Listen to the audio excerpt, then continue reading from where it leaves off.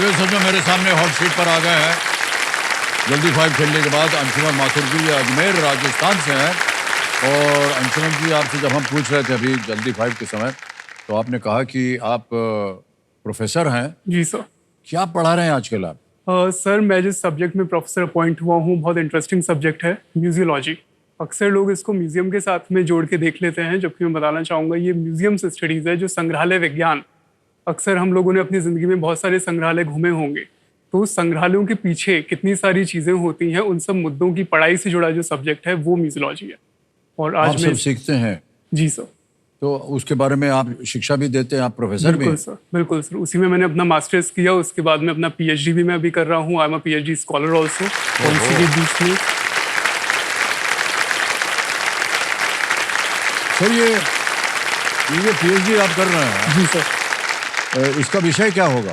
Sir, इसका विषय काफ़ी इंटरेस्टिंग है और काफ़ी समसामयिक है। जो मुद्दा अक्सर हम समाचार पत्रों में आजकल दर्शक भी यहाँ बैठे समझ पाएंगे कि हाल ही में एक अप्सरा की मूर्ति भी वापस आई थी metropolitan Museum of Art New York से।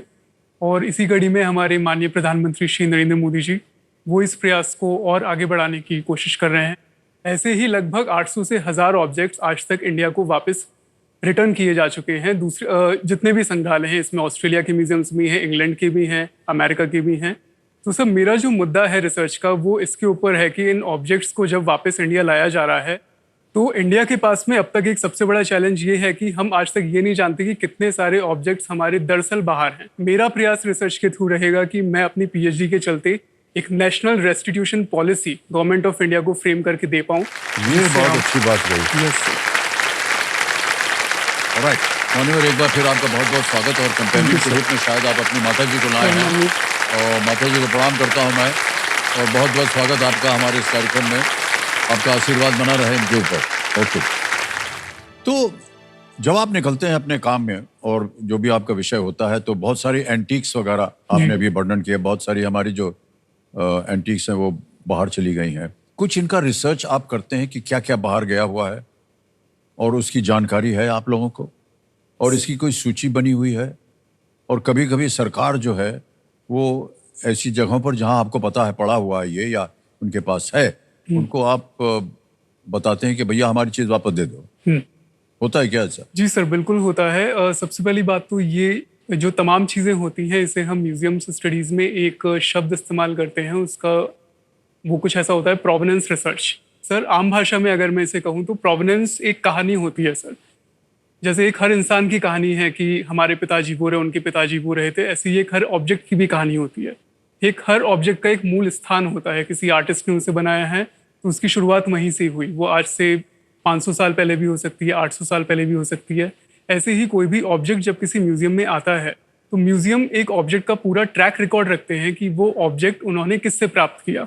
तो इसमें ज़रूरत सर आज यही है कि हम हमारे इंडिया के खुद के म्यूजियम प्रोफेशनल्स, हमारे क्यूरेटर्स, और अक्रॉस द वर्ल्ड दूसरे म्यूजियम्स के जो क्यूरेटर्स हैं, म्यूजियम के प्रोफेशनल्स हैं, वो आगे आएँ और हर ऑब्जेक्ट के ऊपर हार्डकोर रिसर्च करें, और जो ऑब्जेक्ट जहाँ के हैं वहाँ पर उनके सुपुर्द किए जाएं। इससे उस देश का इतिहास भी बना रहेगा और हर देश का गौरव अपने जगह पर रहेगा। हाँ, कुछ मूर्तियाँ आ गई यहाँ पर। जी सर। इनके बारे में कुछ जानकारी है आपको? जी सर, बिल्कुल। मैं ये बताना चाहूँगा, सबसे ऊपर तो है सर, ये काफ़ी इंटरेस्टिंग एग्जाम्पल है। ये एक तरह की तलवार है। अक्सर हमने तलवारें बहुत सीधी देखी होंगी या छोटी और बड़े आकार की तो देख लेते हैं। ये तो एक सांप की तरह बिल्कुल सर, ये एक सांप के आकार की तलवार है, और ये हैदराबाद के निजाम की तलवार थी। ओह, अच्छा। और इसे हमने kelvin groove museum Glasgow Scotland से वापस ये 2022 में भारत आ चुकी है। और अगर आज आप देखना चाहते हैं तो इसे सालारजंग हैदराबाद में जाकर खुशी खुशी देख सकते हैं, क्योंकि उसका म्यूजियम का कलेक्शन है। सेकंड इमेज सर, जो आपकी एक बहुत बढ़िया स्कल्पचर देख रहे हैं, ये एक इसे अप्सरा भी कहते हैं, कुछ लोग इसे नर्तकी भी कहते हैं। ये सर बहुत एक तरह का, मैं कहूँगा, माय पर्सनल फेवरेट मास्टरपीस भी है। और हाल ही में इसे श्री नरेंद्र मोदी वापस भारत लाए हैं। Metropolitan Museum of Art New York, Met ने इसे रिटर्न किया है अलॉन्ग विद 296 मोर ऑब्जेक्ट्स। उसमें से ये 12th सेंचुरी की ये करीब मूर्ति है। और सर, ये प्रश्न पारामिता है। इसी के ऊपर 12 साल तक रिसर्च चला, सिर्फ यही पता लगाने के लिए कि ये उड़ीसा से बिलोंग करती है। ये जो मूर्ति दूसरी है? जी सर, प्रश्न पारामिता, ये बुद्धिज्म में एक काफी डिवाइन डीटी मानी जाती हैं। और वहाँ की क्यूरेटर ने, नेशनल गैलरी ऑफ ऑस्ट्रेलिया, उन्होंने 12 साल इसी पर शोध करा और एक पूरा शोध पत्र लिखा कि ये इस्टेब्लिश हो गया कि वाकई में ये इंडिया को बिलोंग करती है और ये उड़ीसा से है। ये भी एक बढ़िया एग्जाम्पल है। ये टीपू सुल्तान का मैकेनिकल टाइगर है सर। और मैकेनिकल टाइगर? जी सर। ये दर्शाता है कि इसमें जो टाइगर है ये खुद टीपू सुल्तान को दर्शाता है। और नीचे जो आप एक देख रहे होंगे, जी हाँ, और आज की डेट में ये विक्टोरिया अल्बर्ट म्यूजियम लंदन में है।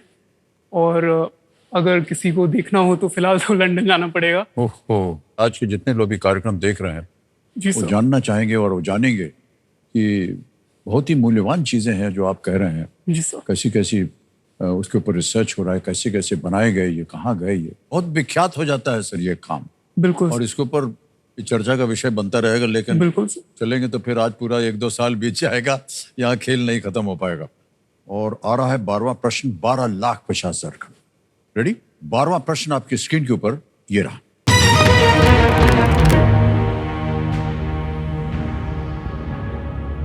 इनमें से कौन सा देश सोवियत संघ का हिस्सा नहीं था?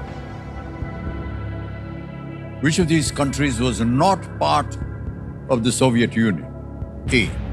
Ukraine. B. Armenia. C. Moldova. या D. Slovenia. Sir I am very much sure about Ukraine and Armenia. ये दोनों तो बिल्कुल यूएसएसआर का पार्ट रहे हैं, Soviet union. I am confused between Moldova and Slovenia. A and be definitely not.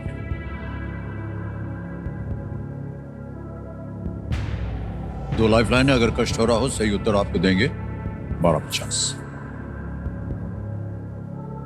Sir I would like to take double dip. Double dip, okay. कमरे महाशय, double dip lifeline लेगी अंशुमन और इसको अंकित कर दिया जाए। भाई साहब, आपके पास 2 उत्तर देने के लिए ये संभावना बन गई। पहला उत्तर बताइए। Sir please lock option number C, Moldova. C, Moldova पे ताल लगाने के लिए कह रहे हैं। नहीं अंशुमन, ये गलत है। अब आपके पास एक ऑप्शन और है, एक उत्तर देने का समय और है। दूसरा उत्तर बताइए। Sir please lock option D, Slovenia. D, Slovenia पे कह रहे हैं ताला लगाने के लिए।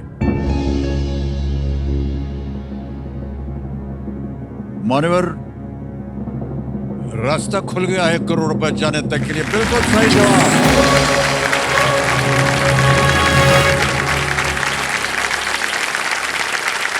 Slovenia is the right answer. USSR में 15 गणराज्य शामिल थे, 15। और स्लोवेनिया जो है वो यूगोस्लाविया का हिस्सा था, यूएसएसआर का नहीं था। Yes sir. स्लोवेनिया।